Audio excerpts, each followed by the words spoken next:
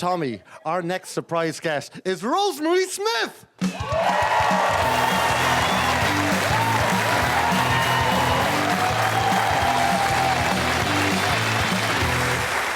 Hello there, Rosemary.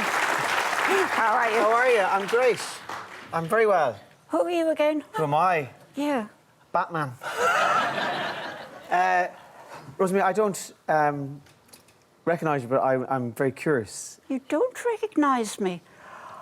Tommy, I'm disgusted. You're not my mother, are you? No, grandmother. Oh, right. Yeah. But anyway, if you don't know me, seriously, you don't know me. No, I don't know. Watch this. My passion in life is driving fast.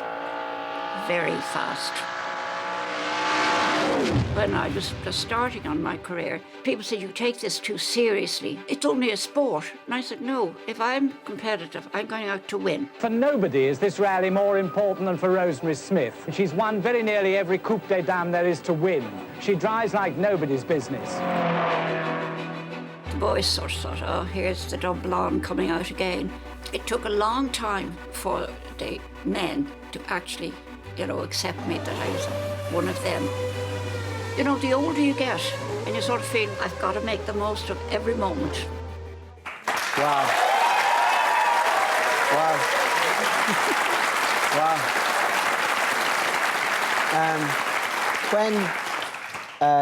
When were you driving? From when to when, competitively? From the time I was 14 till this year.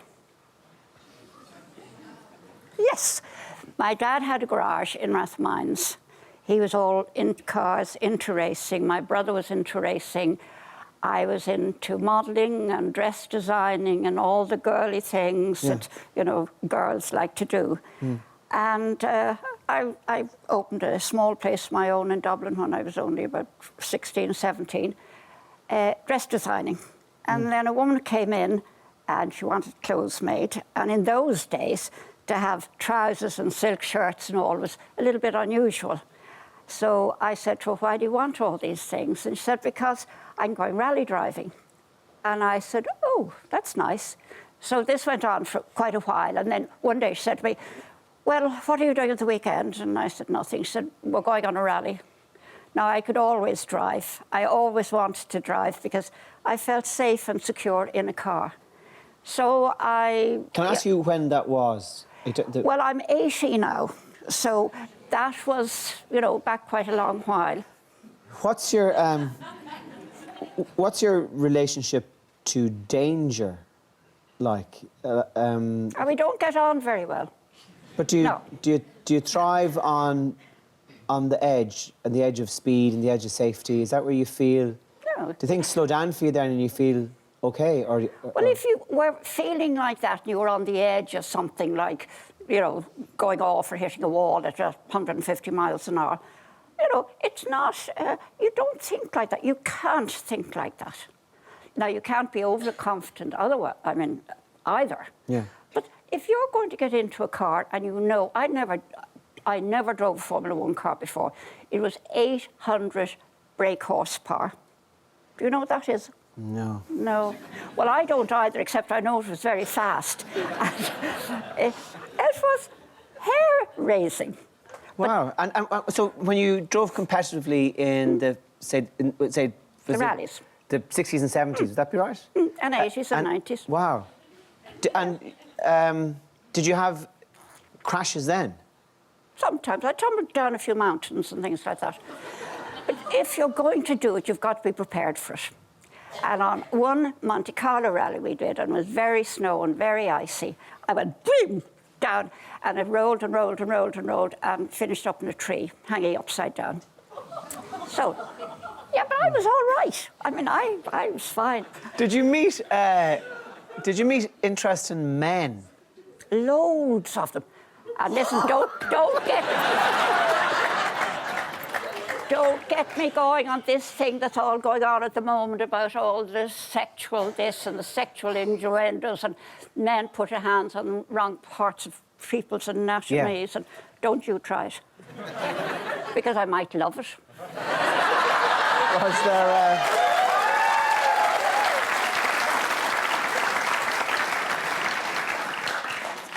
don't have an answer to that, really. Tommy, are you stuck for words? No. So, no. Can I be impertinent now? I hope you don't take it impertinently, but I think talking to older people is in a sense, it's in a privilege, and in a kind of slightly heightened situation like this, there's an intimacy that you can access that you mightn't be able to get in an ordinary situation. So what I want to ask you about is, you're 80, Yes. and do you think a lot about death? Well, no, not about death as such. It's going to come to us all at some stage. But I was telling some of them just in the room back here that I have all my own funeral mapped out already. And I went to the solicitor and I told him exactly what I wanted when the time came. And I want a pink wickerwork coffin. I want to be cremated. I want everything. I have it all. And he's written it all down. And I want sort of garlands of flowers right up the crematorium. And I want pink and blue and lilac and white and baby breath. And then I want to be going up the aisle and then turn sharp right and then disappear through the curtains. But as I'm doing that, left hand down, right hand down, exactly. But that's what I want. And this poor little solicitor, I think he had a nervous breakdown on the spot. But no. Will you come to a Tommy? Oh, well, please God, it won't be for a very, very long time. Do you feel, looking back on your life, that there's stuff you'd change? Do you feel ready to die? Is that the right question? Well, I don't want to. No. I still have lots of things to do.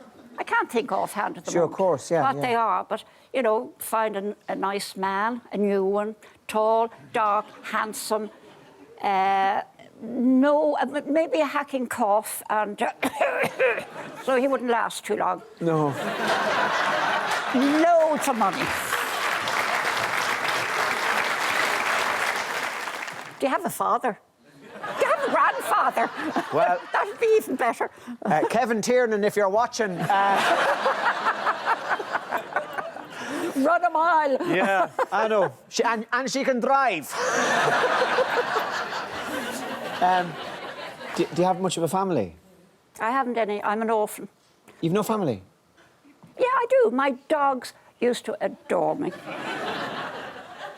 But see, the men in my dad adored me. My brother, but he died very young.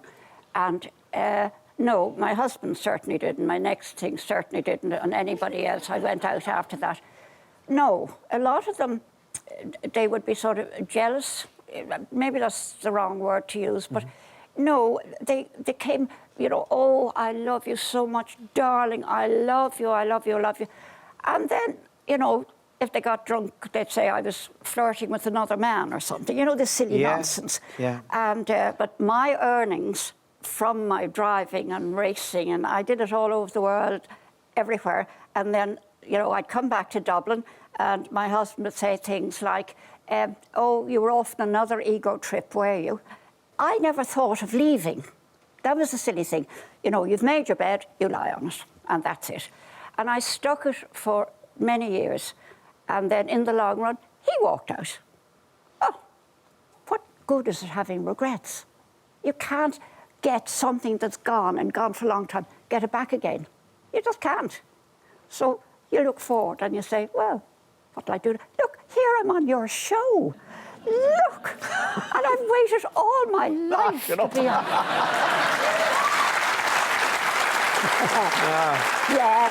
No. So that thing which I'm sure a lot of women would feel, that the more successful they become, the more threatened men are. I don't think so in this day and age. I don't think so. If you look at the women who are now CEOs of big companies, they're professors, they're scientists, if they marry and the men know what they're marrying into, so they respect them for what they are and who they are. But men who aren't married to the men in some of these companies, and they suddenly see this woman coming in, and she has worked really hard to get into a position that she'd be considered as head of any big company, and there are a lot of them. Look at our two presidents, there were Mary Robinson and Mary McAleese. Yeah. I mean, that wouldn't have been envisaged 50 years ago, you know. But now they are. They're in everything. And I say, more part of them. Of course. But, I mean, now the younger people are being brought up with equality. But I still like to meet a man who has manners. Yeah. And sometimes, you know, if you're in town and now they've all things stuck in their ears and they're going, and they walk straight into you in the street, or they're going through a door and they open the door against you, you know. Yeah. And this sort of thing, I think I would like just to see a few more manners among some of the younger people. Sure. You're remarkable, and I think that it would, you know, I've got young daughters and young boys, and I think that in terms of people in public life who are inspiring, a lot of them seem to be careerists or in for fame and money, and I think our children would benefit hugely by being aware of you and the stuff that you've done in your life. I think you're incredible. Well done. Thank you. You know, well done. Really. And ladies and gentlemen, Rosemary Smith. Amazing. Amazing. Stay somewhere. Brilliant.